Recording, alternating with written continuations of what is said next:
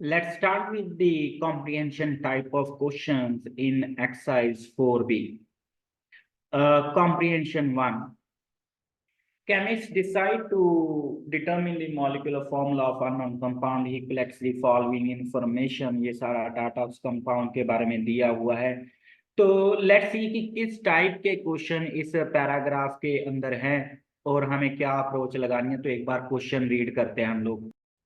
तो जो first question है इस पैराग्राफ का वो हमें ये पूछ रहा है कि find the percentage mass of oxygen in the compound. तो अगर मुझे परसेंटेज मास चाहिए ऑक्सीजन का तो मुझे क्या चाहिए, कंपाउंड का मॉलिक्यूलर फॉर्मूला. तो बिना मॉलिक्यूलर फॉर्मूला के हमारे पास क्वेश्चन पॉसिबल नहीं हो पाएगा. Let's see second question. Second question में हमसे डायरेक्ट पूछा गया है भाई इंपीरिकल फॉर्मूला बता दो कंपाउंड का. Let's move to third one. Question number third के अंदर हमसे मॉलिक्यूलर फॉर्मूला पूछा गया. तो ले दे के पूरा का पूरा paragraph empirical and molecular formula के ऊपर बेस्ड है. तो गिवन डाटा से अब हम लोग ट्राई करेंगे कि हाँ इंपीरिकल एंड मॉलिक्यूलर फॉर्मूला निकालने की. Now the very first information में उसने हमें क्या दिया हुआ है कि कंपाउंड में हाइड्रोजन एंड ऑक्सीजन के जो एटम हैं वो किस रेशो में है, 2:1. ना कंपाउंड में कार्बन भी 40% मॉलिक्यूलर मास भी दे रखे और कंपाउंड में कार्बन हाइड्रोजन एंड ऑक्सीजन ही है. तो मैं क्या कर लेता हूं कि हाइड्रोजन एंड ऑक्सीजन 2:1 में है. उस समय कार्बन कितना है, x. कार्बन कितना है, x. तो इस रेशो से मेरे पास इंपीरिकल फॉर्मूला क्या बन गया है, CxH2O. नाउ x निकालने के लिए मैं सेकंड इंफॉर्मेशन का यूज कर रहा हूं. परसेंटेज मास सेम रहेगा molecular formula and empirical formula में. तो आप चाहे इंपीरिकल फॉर्मूला लगा के निकालो चाहे molecular formula, percentage mass of elements remain same. तो 40% carbon by mass is equal to mass of carbon 12x upon molecular mass. Molecular mass कितना आ गया हमारे पास, 12x प्लस 18 इंटू 100. इस इक्वेशन को सॉल्व करके x का जो वैल्यू आ रहा है 1. तो हमारे पास इंपीरिकल फॉर्मूला क्या आ गया,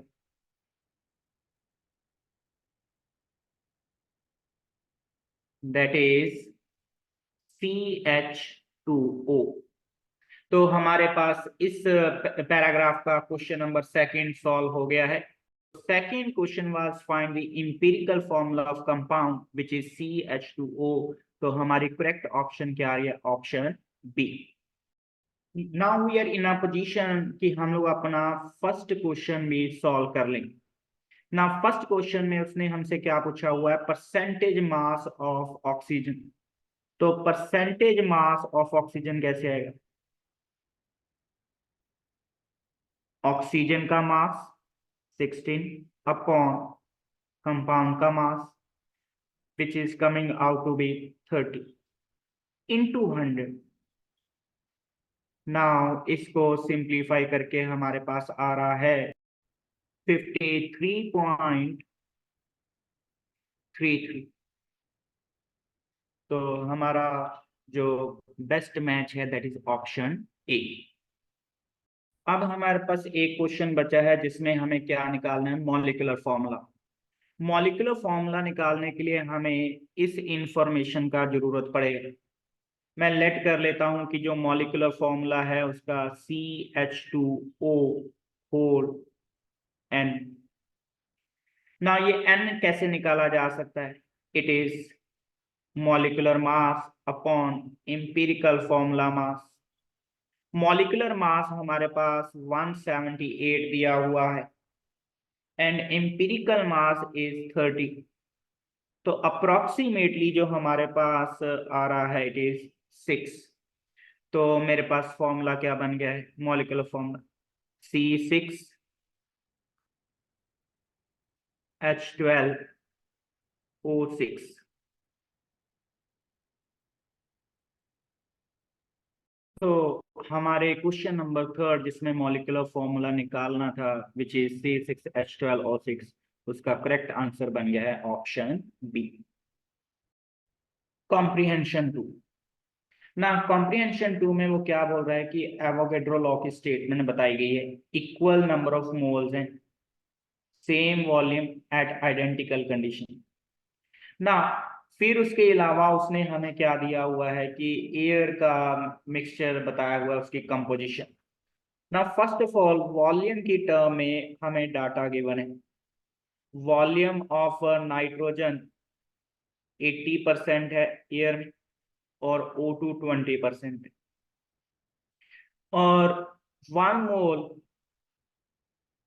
air occupies a volume of 22.4 liter at STP। इसके अलावा जो 1 मोल एयर है, it contains 0.8 mole N2 and 0.2 mole O2।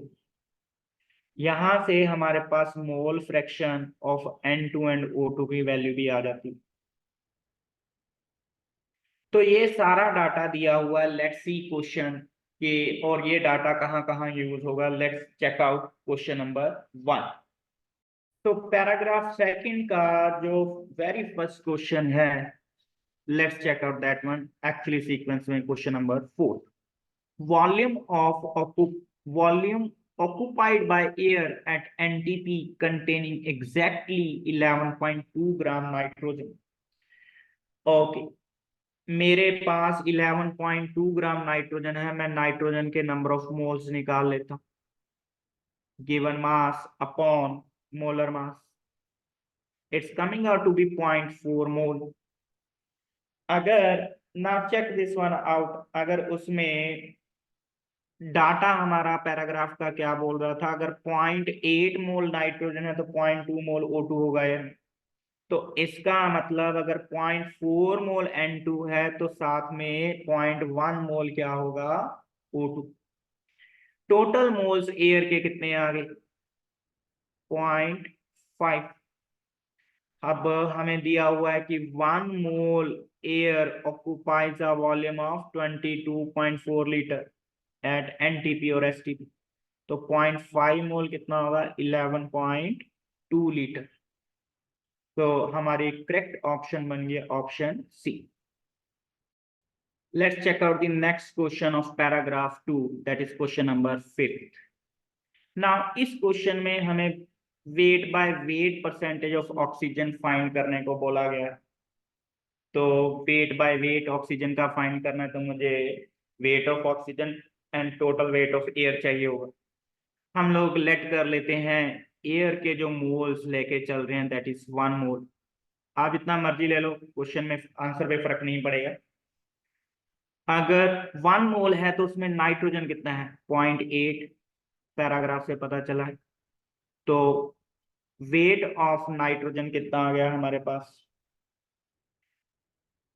28 into 0.8, that is 22.4 gram.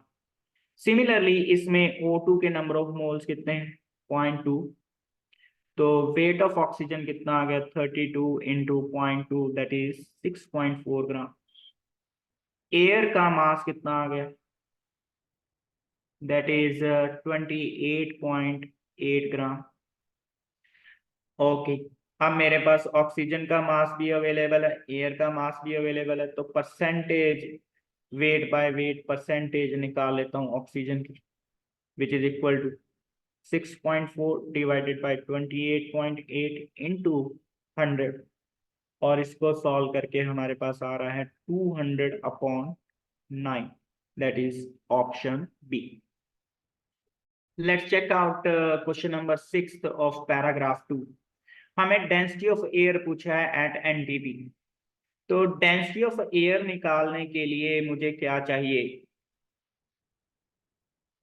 Mass of air upon volume of air. ना अभी पिछले क्वेश्चन के अंदर हम लोगों ने 1 मोल एयर का मास निकाला था, विच इज 28.8 ग्राम। चेक कर लो, ऑफ एयर 1 मोल एयर का वॉल्यूम एट NTP कितना है, 22.4 लीटर, जो हमें पैराग्राफ में इंफॉर्मेशन गिवन थी। अब इसको सिंप्लीफाई करके हमारे पास आ रहा है 9/7 ग्राम पर litre, that is option B. Comprehension third. ना इस कॉम्प्रिहेंशन के अंदर उसने कंसंट्रेशन टर्म के बारे में इंफॉर्मेशन बताई हुई है। डिफरेंट डिफरेंट कंसंट्रेशन टर्म, उनकी डेफिनेशन लिखी हुई। कुछ concentration term that is mole fraction, उसके कुछ फॉर्मूले दिए हुए। ये इंफॉर्मेशन हमें पता ही है already. Let's proceed to the questions of paragraph 3। Question number 7 of paragraph 3। हमारे पास NaCl के दो सॉल्यूशन हैं, दोनों का मास जो दिया गया है, इनको मिक्स कर दिया आपस में। परसेंटेज भी दे रखी है मिक्सिंग करने से पहले बाय मास। अब फाइनल सॉल्यूशन में मास परसेंटेज NaCl की कितनी है ये निकालना। Simple question. सॉल्यूशन 1 लेके चल रहा हूं, दैट इज 60 ग्राम वाला। सॉल्यूशन 1 का मास कितना दिया हुआ है हमारे पास, 60 ग्राम। वहां से NaCl कितना है वो निकाल लेता हूँ। 40% of 60 gram, that is 24 gram. Similarly solution 2 के अंदर भी मैं NaCl का मास निकाल लेता हूँ। ये हमें 100 ग्राम दिया हुआ, तो मास of NaCl will be 15% of this 100 gram, that is 15 ग्राम। अब इन दोनों सॉल्यूशन को मिक्स करके सॉल्यूशन 3 बना लिया गया है। सॉल्यूशन 3 का टोटल मास कितना हो गया है, 60 + 100 दैट इज 160 ग्राम। और इसमें मास ऑफ NaCl कितना है, 24 पहले से आया, 15 दूसरे से आया, दैट इज 39 ग्राम। तो हमारे पास परसेंटेज मास ऑफ NaCl क्या आएगा भाई, मास of NaCl upon total mass into 100, it's coming out to be 24.375%, that is option A।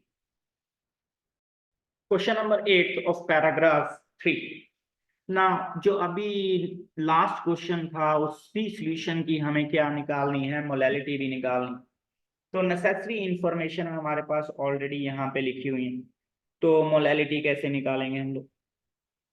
Molality is equal to number of moles of solute NaCl है, given mass upon molar mass, number of moles लिखे गए, upon weight of solvent. Weight of solvent कितना होगा, ये हमारे पूरे solution का मास था, पूरे सॉल्यूशन का मास।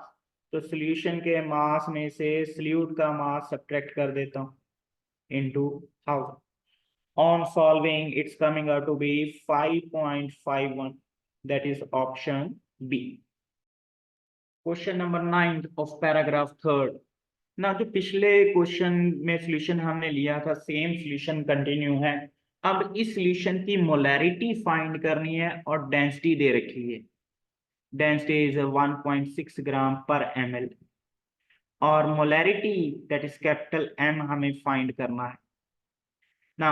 3 कंसंट्रेशन टर्म का जिक्र हुआ है, हमें पता है कि इनके बीच में रिलेशन क्या होता है, that is molarity is equal to 1000 times molarity upon 1000 time density in gram per ml minus molarity into molar mass of solute. और सॉल्यूट कौन सा था हमारा, NaCl। तो molar mass of NaCl is 58.5। Small m का value पता है, density का वैल्यू पता है, मोलर मास ऑफ NaCl पता है। सभी की वैल्यू पुट करने के बाद capital M that is molarity is coming out with 6.66 M, that is option B.